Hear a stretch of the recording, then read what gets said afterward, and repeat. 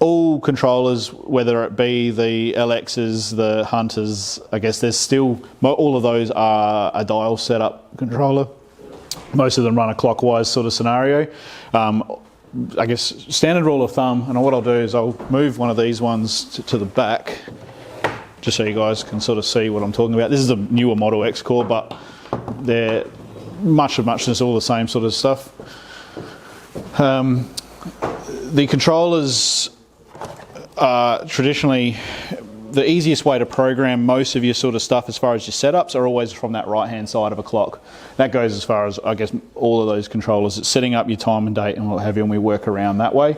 And all this side of the controller tends to be a bit more about the manual operations or the advanced settings. I guess that seasonal adjustments and stuff like that. I guess a bit more in the advanced stuff or manual settings, whereas, yeah, as I said, this is more of your schedules and what have you on this side.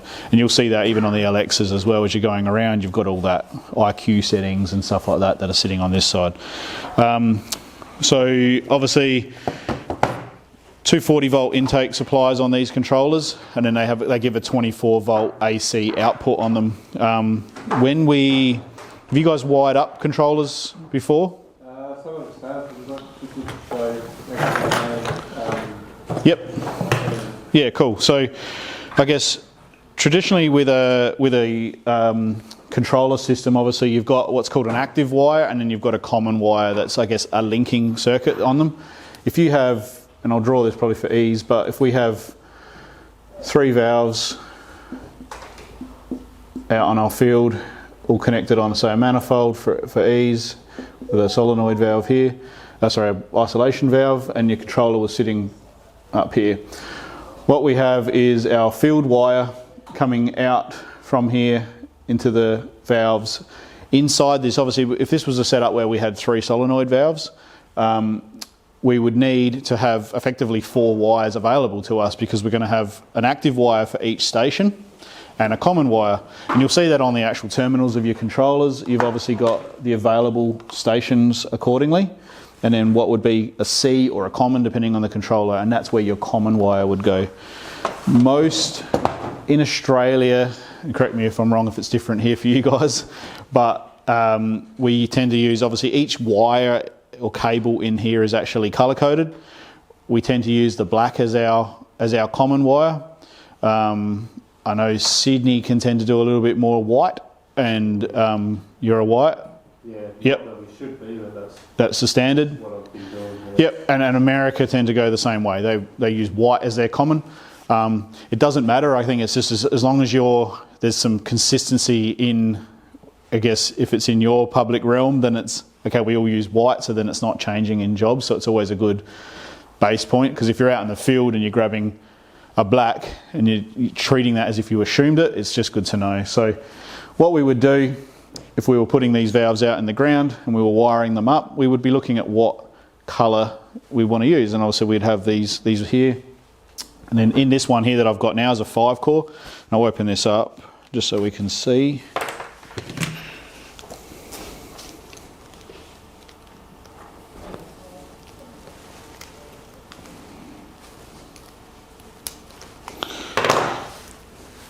You can see in here we've got a red, black, yellow, white and green wire. So there's 5 cables. Your standard irrigation cables are going to come in a single core, a 3 core, a 5 core, a 7 core, a 9 core and a 13 core.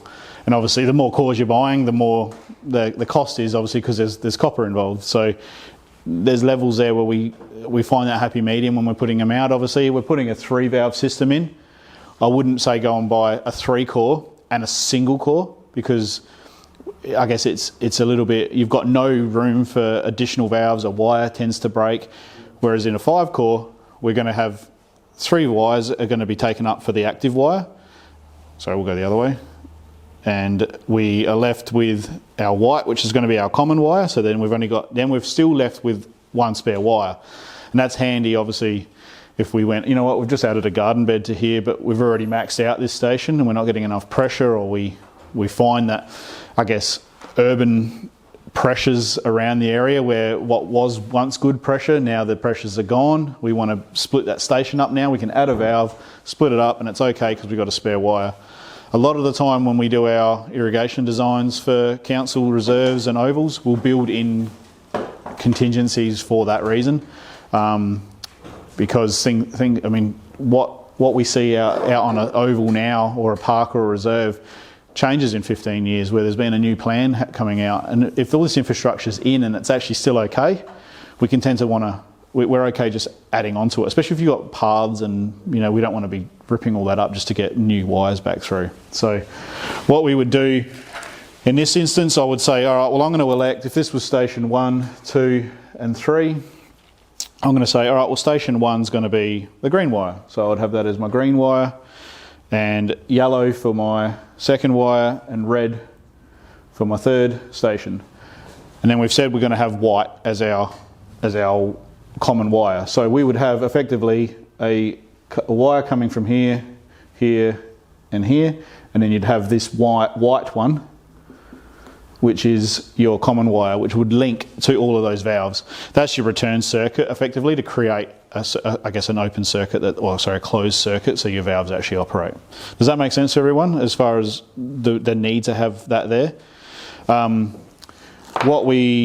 then obviously with a spare wire, if that's at the controller, obviously we just bend that back, leave that as a spare, and then likewise at the actual valve box, wherever that is. I normally like to put a wire joiner or something on there, just to seal off the cable, because obviously we don't want water getting back inside inside that copper and then corroding it, and then that cable's now useless in 5 years' time, because obviously we all know valve boxes fill up with water. That's the reality, and it's not a great environment for electrical. So once we've done that and we've, elected what we're doing with our cables, obviously this showing as multiples is effectively just the one cable, but you've got the multiples inside that sheath. These are a direct bury cable, all your irrigation cables, meaning that you can bury them effectively straight inside a trench without the need to put them inside conduit. But the outer sheath is not UV stabilised, so once you come up out of ground, leaving it up on the side of a fence line or on the side of a building, that will degrade. You just see it go brittle, and you might have seen them before, where you go to move them and it all cracks. It's a PVC sheath that's not built for that. So once you step out of the ground, conduit that up as well. Doesn't need to be in yellow because it's ultra low voltage, so we can treat that almost like data, which you see around the place, just that grey communication conduit as well. So how deep is it? legally, there's no requirement, because it's only 24 volt. You don't need to be licensed electricians to work with any of this electrical. If we were to power them on, I wouldn't say this is a great training exercise, but we can power them on and touch across a running circuit, and you'll feel a jolt. It's nothing strong. But in that respect, it can be literally laid right below the lawn. I wouldn't advise that, obviously, from a maintenance point of view. When we do designs, we obviously give a detail of what a trench depth would look like. If it's a main line, we normally set our mains at 600 mil. That's an industry standard to put our blue line or PVC main lines down.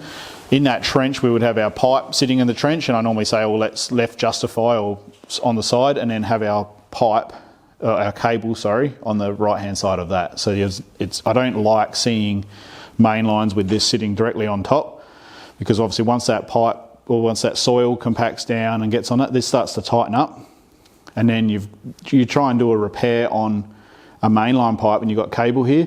Now a pipe repair requires a cable repair, and once you cut that, it's too tight and it tends to and you're never going to get that back again. So then you need to go and buy get a bit of cable, do a daisy chain. So you've got joins here, joins there. It's easy just to have them apart. If you're doing smaller stuff, even residential style stuff, it's honestly, it's the same depth that you would normally do your sprinklers. So if we're at sort of 150 to 200 mil, that's fine. The beauty is obviously having that documented, ideally, so we know when we're going around and doing work on sites that we're aware of where they are. So when we're retrofitting sites. So sometimes cables have broken over time. All the valve and the hydraulics and all that are all good, but we want to put fresh cable out. We might be able to vibrate, plough that cable in, or put a fresh trench in. When we do that, I'll sort of still say about 300 mil at a minimum, especially on commercial sites. I'm assuming you guys, at times, depending on the sites, you're obviously sending coring in, or you might have verti draining and stuff like that. We just don't want tines hitting this sort of stuff, or events. You know, you got Popular down at where the whale fin is and whatever else. You've got all that sort of stuff happening down there with star droppers and that. It's just, this is the last thing we want to be dealing with, because a small nick on this can give more grief than a complete break. At least a complete break, if we were tracing it, we would find there's just no voltage past the point if you had a locator come out, whereas if it's nicked, it only slightly leaks out a little bit of voltage, so then there's more voltage coming out, so it's very hard to pinpoint. So the deeper the better, but there is no legal standard. And again, like I said, you don't need to be licensed to use this stuff. So yeah, when we then go to wire up the controller, we would obviously strip back our colours that we were using.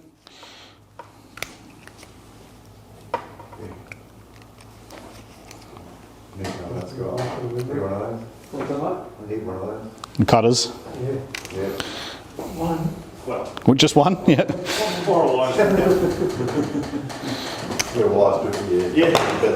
Yeah, wire strip is much easier. Yeah. Marquees, yeah. Obviously, most of your controllers, especially if you're doing the LXs, you'll find are modular setups as well now. So when we're talking those controllers that are modular, a lot of the manufacturers state that they're a hot swap, which means obviously you can see in these controllers, the actual stations are actually pre-built into that chipset, like that board. You can't add to this controller, whereas other controllers have like a click-on module that you can. And the idea behind that is you don't have to buy a 48 station controller and pay crazy money. You can just start at the 12 and then just buy modules if you need to go up from that. When we do that, the manufacturers state that it's okay to hot swap, which means you can leave the controller powered on and just click your new modules in and keep going. I prefer to see that just turn the power off on the controller, not from an electrical jolt point of view. It's more, I just feel that if there's anything that's potentially trying to communicate to that, and you do it, you start seeing, I've seen problems before. As soon as you turn the controller off and on again, it's all good to go. I think if you've got it all your programs saved, just turn it off, click it in, turn it back on again, and it's a 30-second process. It's not that hard. So just keeping that in mind as well. So if we were to strip our wires,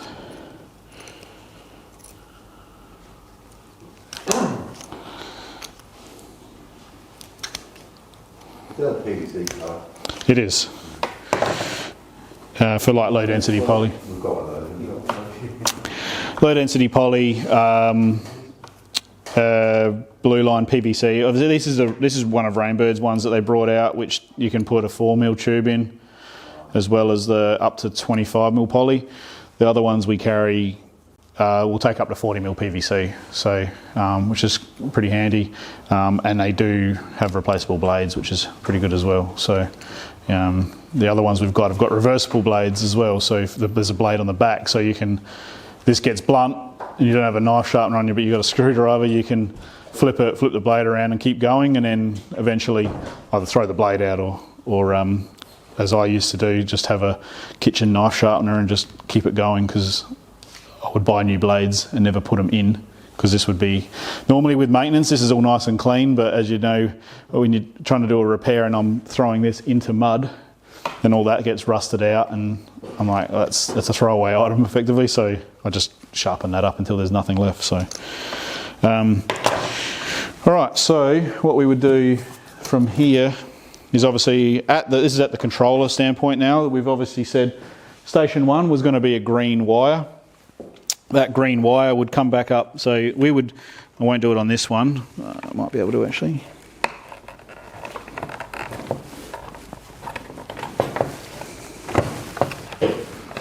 I won't do that. So normally what we would do is we would come back up through the bottom of your controllers. You've got a controller port, a cable port. That can normally take a 20mm conduit, and you can get what's called like a conduit flange, which tightens up on that so it's sealed so you don't get ants and things like that coming into your controllers. If it's wall mounted, you know, and I guess a stud wall, it'll brick through here, but if you had like a stud wall or whatever and that was cable coming back through the behind of a wall, you've got another option here where we can knock that out and then actually bring our cable in through the back as well.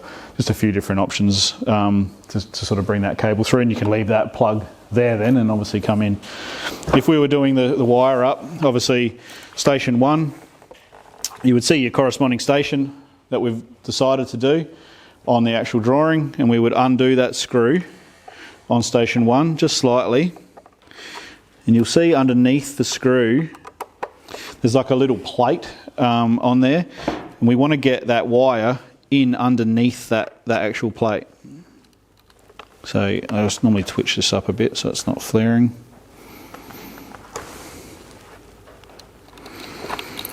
Try again.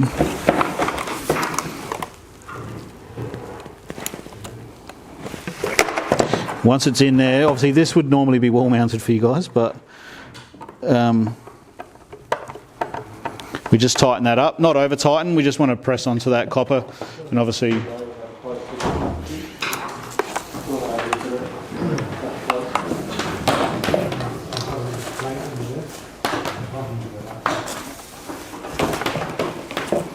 alright, and then what we would then do is we would then move to our next station, which would be the yellow wire.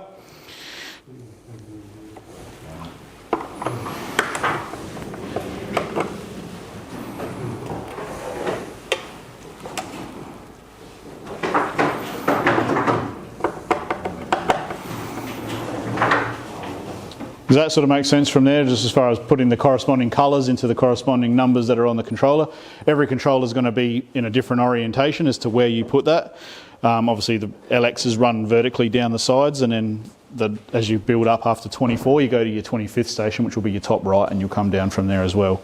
Some of them, instead of having a screw port, they've actually got like a spring-loaded setup on the LXs, so you push that in with like a flathead screwdriver and it opens it up, push it in, release, and it will hold that screw there, or that cable there for you. Then what we would do is we would put our common, in this case the white wire, same spot, into the C or the common port as well.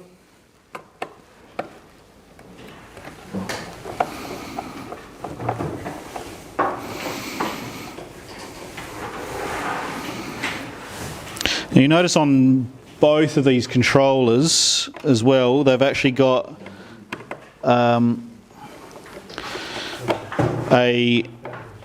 port called a letter called P. Some controllers have MV as well, which is your master valve. That I guess is a master valve port or a pump start as well. So what the reason we do that and we put a different wire in there would be some of the commercial sites, and I'm sure you've probably got sites here that run master valves as well. We would then, like no different to a system like that, if we wanted to have a master valve, our master valve would actually now be effectively, prior to this manifold, this main line might, you know, go over to a water meter over here, you know, and you've got your backflow, and then we might go into a master valve. Now, we might send, because we don't want to obviously daisy chain a cable over, we might send a whole new cable now back down to this one and wire up the same way. We pick a colour and we pick the common and we wire into the same common port another cable, and then I guess a chosen colour into that master valve. And now, the idea behind a master valve is when you turn, say, station 1 on, that controller will also bring on that master valve. And then when the system then turns off, what's happening is instead of just turning this off, it's turning this one off as well. So that main line is now depressurised. So it's got no pressure sitting underneath it. That's a handy situation for, I guess, prolonging the life of a system. If you've got a real high pressure area that's sitting, or it's, you know, that you see sometimes when you turn valves or taps off, you get that water hammer and the hammering effect. You'd rather that just be happening back here, instead of God knows what it's doing to all of your pipes over here as well. It just looks after the system a little bit better. The same cable port can be used as a pump. So instead of that being a master valve, that might be a dam, and have a pump sitting there. And so what we do is we wire that back to a relay, and then that is telling that at the same time I want station 1 to turn on, I want the pump to click on, and so it's doing the exact same thing. The relay side of things becomes a bit more, you leave that to someone who's doing the electrical of a pump, and then all they give you is effectively just 2 wire paths sitting there, which is your relay input, and you just wire up that side of it, obviously, because the other side of that relay would be 240 volts, so we don't want to be touching that side of things. So does that make sense as to why we put master valves into systems as well? Residential sites or really small sites, sometimes I'll sort of, especially if all these valves were right here, I'd start to query whether a master valve's always required, because I sort of think, okay, well, what are we protecting? Are we just trying to protect the manifold from blowing out? Is that really worth us putting a whole nother valve in, and then that's another maintenance point to look after? Sometimes the standard is, yep, we just master valve every job we do, and then of course that's how we would design accordingly. So yeah, obviously now we're at a point where effectively the controller, we've got our common coming in, stations 1, 2 and 3 have been wired up, and we've got our black, which is a spare. Some people tend to wire that into a 4 and leave that just there as it's connected. I prefer not to, purely again from a site, from maintenance point of view. You guys might leave council and someone else comes back into this council and sees number 4 wired up. Now you knew that meant nothing, but then they're turning on this valve 4 that's actually going out to absolutely nothing on the field, and they go, report back, valve 4's not working, but there is no valve 4. So it's just leave it out, and some people have gone to the effort of just putting little like tags, like, you know, the printing labels that you can get, just having spare like sitting on that and just sitting in there. It's just handy to know, because I've seen it in audits before. I've gone to try and find, to the point someone's wired up 40 odd stations and there's 26 actually being, and I was like, I'm thinking I'm only getting half this site turning on. And no. Yep.